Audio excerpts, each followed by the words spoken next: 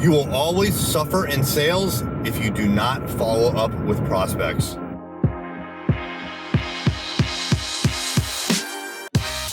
What's happening? I am Erik J. Olson. Yes, follow up. It is crucial. Did you know that 48% of companies do no follow up whatsoever? It's crazy, isn't it? Someone calls you, someone goes to your website, and half of the companies don't follow up. It's amazing. I actually submitted a form on a company's website, and I forgot about it because so much time had passed. And I got a call yesterday from a salesperson at that company 4 weeks later. 4 weeks later, he called me and said, "Oh, hey, it looks like you submitted the form on our website, but I don't have the details."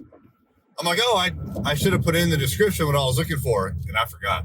So I was hoping that he remembered. He goes, nah, I just got your name and number. That's it.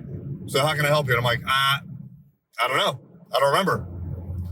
And it was just a total deal killer. Like, I'm not going to take the time to figure out what it is that he can sell me. So he should have followed up within an hour, within a day, right? But certainly very, very quickly. And he didn't. And I don't even remember still to this point why I contacted them. And I'm just not willing to figure it out. A couple of other examples. We have this podcast called the Managing Partners Podcast, where we interview managing partners of law firms. And by inviting them on, we get to know them. We get to ask them questions about their marketing. And then if there's an opportunity, we will see if it makes sense to do business with them. Well, I reached out to someone through LinkedIn. I connected with her. And then I sent her a direct message. I got no response. I sent her an email. I got no response. And these messages and emails were to invite her on to the podcast. And then I decided I'm going to call. And when I called, I didn't get her. I got voicemail. I left a voicemail. And later that night, this was actually last night, she returned my call.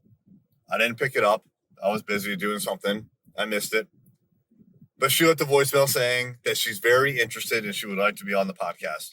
So that was the third time that I had reached out. I went with the easiest route first. Direct message into LinkedIn. I can just copy and paste the message. Boom, boom, boom, all day long. But it's not super effective. But if I can get the low-hanging fruit, I'll do it. Then I tried an email. A little more effective, but still email is not great. And then I tried a phone call. Phone call is the best, but it's also the most time-consuming out of those three. It took 3 attempts, which is not that many, by the way. I mean, it could take up to 7 or 10 in reality. But it took 3 attempts before I was able to get her to agree to come on the show. Another example of the Managing Partners Podcast, I had reached out to somebody. They said they were interested, and I kicked it over to a salesperson, and I never heard back. So I was going through the list of people that had reached out to me yesterday, and I noticed that this one contact had reached out to us saying, "I'm very interested in being on the podcast." And so I looked into it, and it turns out that our salesperson emailed her and then had no follow-up whatsoever. 3 weeks later is when I did the research and I discovered we hadn't followed up. So what did I do? I followed up. I called, I left a voicemail, and guess what? She's interested. As a matter of fact, very interested. Her assistant booked for her. So now she has a date on the schedule for our podcast. But you can't just send an email and basically just forget about it, which is really what happened. It's not like we were waiting 3 weeks, 4 weeks, 5 weeks, 6 weeks. No, we just forgot about it. We weren't tracking it, right? That's a problem. If you do not follow up, you will not get the sales that you expect to get.